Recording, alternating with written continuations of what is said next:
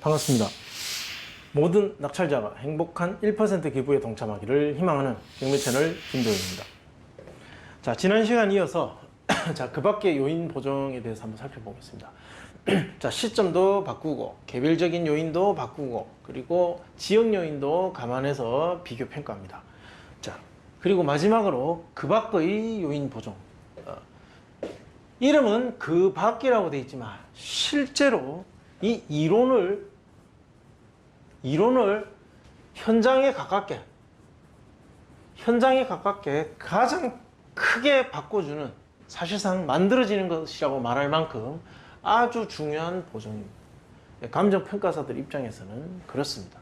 자, 우리가 봤을 때는 뭐 저렇게 하느냐 쉽게 보이겠지만 실제로 이론이 현실을 따라가기 위해서 이것을 하지 않으면 안 되는 그런 내용 보정입니다. 자, 그 밖에 보정의 근거 필요성 막 이렇게 있습니다. 뭐 심지어 뭐 판례, 국토부 유권에서 자, 판결 뭐 이런 것들, 이런 과거의 사례, 해석, 정부의 어떤 지침 뭐 이런 것들로 인해서 보정의 필요성이 인정하고 있다. 그래서 해야 된다. 가치 형성 요인이 유사한 정상적인 거래 사례, 평가 사례 등을 고려하여 그 밖의 요인을 보정하고자 한다. 자, 할 수밖에 없다라는 겁니다. 우리 입장에서는 할 수밖에 없다. 그래서 한다, 이제 이거고요. 이 우리가 보는 그 감정평가서를 보는 우리 경매 입찰자 입장에서는 이건 중요한 게 아닙니다. 뭐 어떻게 맞추든 일단 현실에 가깝게 보정하겠다라는 겁니다. 어떨 때 보고 있으면 좀 웃기긴 한데, 그렇지만 그들의 논리상 할 수밖에 없다. 자, 이게 뭐냐? 자, 인근 거래 사례가 있습니다. 기준시가를 중심으로 공시지가 기준법으로 비교 표준지하고 대상 물건을 비교해서 자, 비교를 했는데 그 가격은 공시지가입니다. 공시지가와 현장의 매매 가격은 많은 차이가 있습니다. 그 차이를 보정해 주는 거죠. 그래서 현실에 맞게끔 맞춰주는 겁니다. 그래서 주변에서 거래됐던 사례를 보는 겁니다. 본건. 자, 이게 2017년 6월 13일 4억 5천에 거래됐었다 라는 것.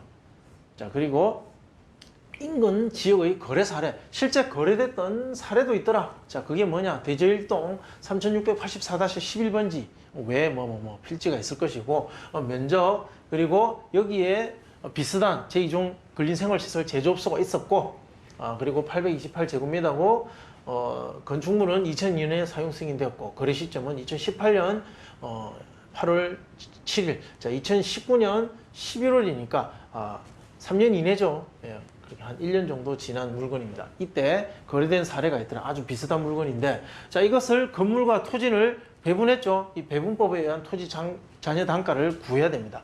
자, 이것도 계산하고 하는 또 이론이 있고 설명을 다 드릴 수는 없습니다. 이거 어떻게 다 설명을 드리겠습니까? 자, 이렇게 하니까 제곱미터당 139만 8천 원이 되더라. 토지 가격이 그렇게 되더라. 아까 공시지가는 어땠습니까? 88만 원 이렇게 됐죠. 그러니까 실제로 훨씬 더 높은 거죠. 자, 이 현실과 공시지가의 차이를 보정해 주는 겁니다. 자, 인근 지역 평가 사례. 인근 지역에 평가된 거, 경매 평가든 또는 담보 평가든. 자, 평가 보면 담보 평가가 하나 있었습니다. 일종 일반 주거 지역이고 공업용으로 쓰고 있고 단가는 117만 원. 자, 이렇게 평가됐더라.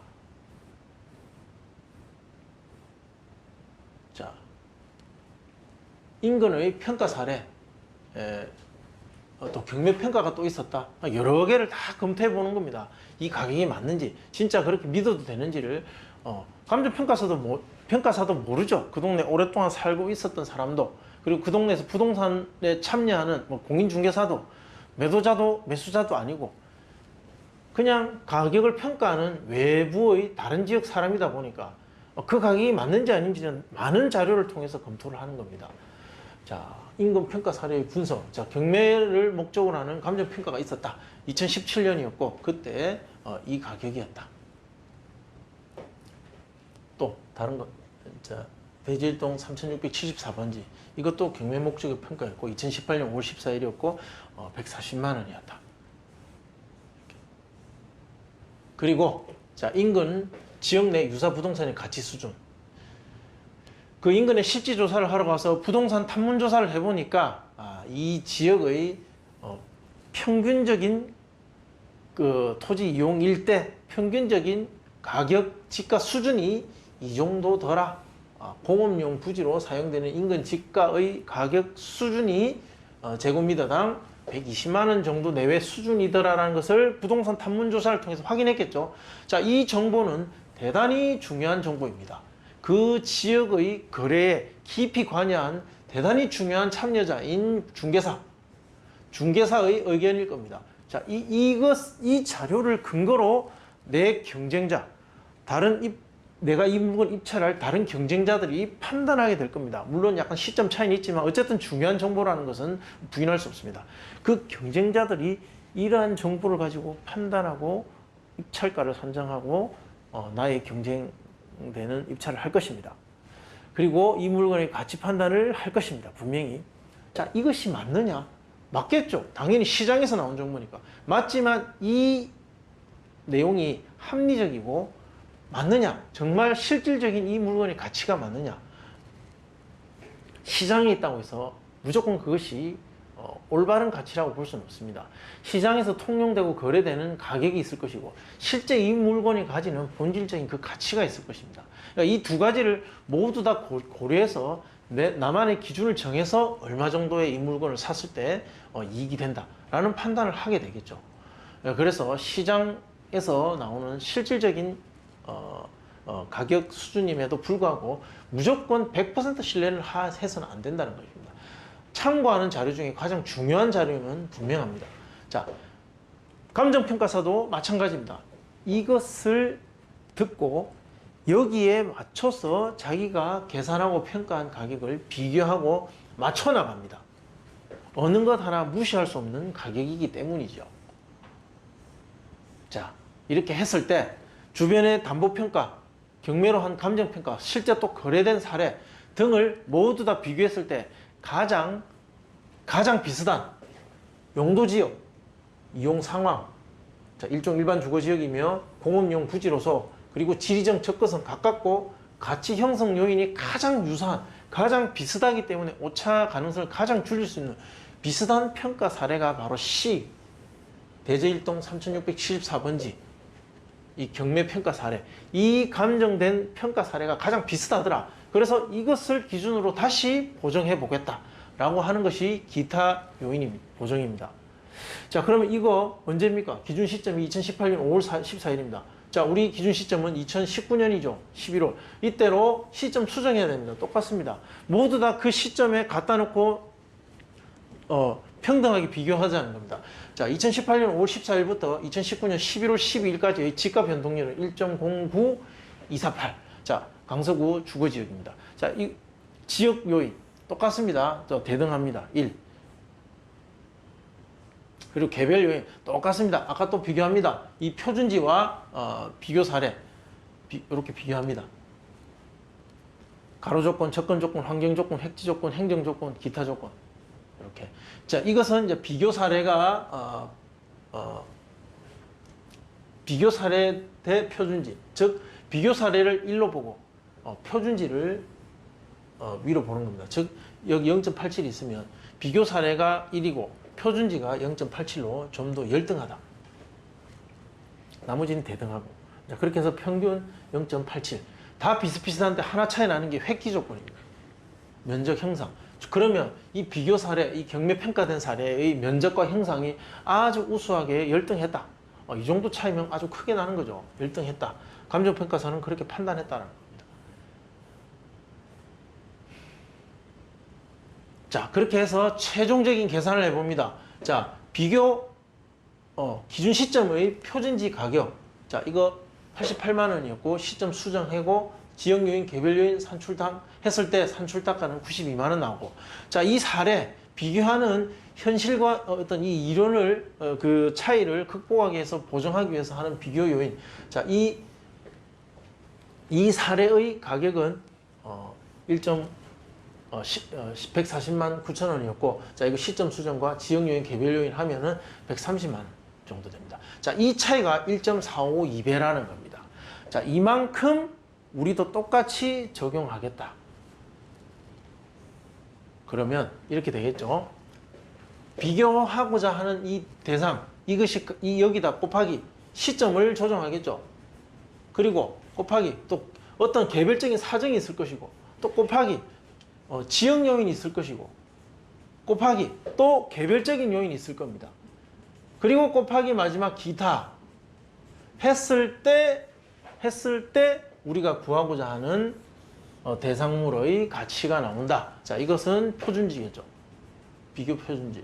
자, 이렇게 해 나가는 겁니다. 마지막에 기타 요인 1.452배. 이렇게 나왔다는 겁니다. 이러한 합리적인 이론적 계산 과정을 거쳐서 이 물건의 가치는 얼마다라고 그 감정평가사들은 판단한다라는 것입니다. 자, 그래서 비교 요인 보정치 결정은 1.45, 소수점 빼고 이렇게 결정했다. 자, 그래서 최종적인 토지 단가를 결정하게 됩니다. 비교 표준지 84만 원에 이렇게 시점 수정, 비교 요인, 개별 요인, 규밖의 요준, 산정 단가의 어떤 그것을 적용하면 적용 단가는 이렇게 됩니다. 자, 이렇게 125만 원. 자, 이것을 적용한다는 겁니다. 자, 그럼 최종적인 비교. 자, 거래 사례 비교법에 의한 토지 단가 보면 139만 8천 원 이렇게 나왔었죠. 그럼 125만 원과 얼마입니까? 한 14만 원 정도 차이가 난다는 거죠. 그래서 이 평가의 합리성을 인정할 수 있겠다. 뭐 이렇게 결론에 가는 겁니다. 이제 비교합니다. 거래됐던 거 하고. 그래서 보정 없이 1 가까우니까 시점 수정도 하고 지역 요인은 동일하다. 개별 요인 또 똑같이 개별적인 비교를 합니다. 자, 이것은 거래 사례와 평가된 감정가의 어떤 그 가치를 비교해 보는 겁니다. 실제 맞느냐 이겁니다. 자, 그렇게 해서 거래 사례됐던 사례를 똑같이 개별적인 조건을 전부 다 맞춰 가지고 토지 단가를 결정합니다. 어떤 사례를. 자, 우리가 계산한 감정평가 가격에 예측하는 그 시상 가액은 있는데 개별 거래됐던 어떤 사례를 똑같이 이 방식으로 한번 돌려보는 겁니다. 그렇게 했을 때, 자, 139만 8천 원에 거래됐던 이 사례를 사정 보정, 시점 수정, 지역 요인, 개별 요인, 산정 단가 하니까 126만 원, 만 원 차이 난다는 거죠. 아주 잘 맞게 내가 계산했다라는 것을 한번 비교해 보는 겁니다. 감정평가사는 그 과정을 거쳐야 된다는 거죠. 그래서 이제 최종 결정합니다. 그래서 이제 시상가액 조정, 토지 단가의 결정을 하겠다. 자, 그렇게 해서 공시지가 기준법에 의한 토지 단가는 125만 원이 나왔고, 거래 사례 비교법에 의한 조금 전에 계산한 방법을 하니까 126만 원이 나오더라. 따라서 이 가격은 굉장히 합리성이 있고 시장에서 인정할 수 있는 가격이다 라고 감정평가사는 주장하고 싶은 겁니다. 네. 지금까지 보니까 큰 오류 없이 잘 한 것 같습니다. 네. 자, 아까 시장에서 말한 그 공인중개사 사무실에서 말한 평균적인 가격이 120만 원이었습니다. 자, 비슷하게 나오죠. 그러니까 이 가격에 이것을 맞추는 것인지 아니면 이렇게 했는데 이것이 맞아오는 것인지 그것은 정확하게 답변드리기 어렵습니다. 어쨌든 125만 원으로 단가를 결정한다. 자, 그 다음 건물 감정평가 산출 과정. 자, 이것은 시간 관계상 다음 시간에 또 이어서 해야 될 것 같습니다. 자, 이렇게 토지의 시상가액 조정과 감정평가의 결정에 이르기까지 과정을 설명드렸습니다. 굉장히 어렵고 복잡하고 굳이 저런 것까지 검토해 봐야 되나 라고 생각하시겠지만 여러분이 10억 또는 뭐 30억, 큰 거는 뭐 몇백억짜리도 있습니다. 자, 이런 공장들을 매입하는 과정에 하나하나 검토하고 정밀하게 분석해서 내가 사고자 하는 부동산이 어떠한 가치가 있는지를 판단하는 과정을 빼고 그냥 하시겠습니까? 그렇지 않습니다. 이보다 훨씬 더 많은 시간 정확하게 분석해야 됩니다. 지금은 요약해서 설명하는 과정일 뿐입니다. 자, 이렇게 분석한다는 것만 보여드리고 있습니다. 자, 궁금하신 내용은 댓글로 남겨주시고 또 다음 시간에 이어서 건물평가 과정, 산출 과정을 제가 설명드리도록 하겠습니다. 좋아요, 구독 신청 부탁드립니다. 감사합니다.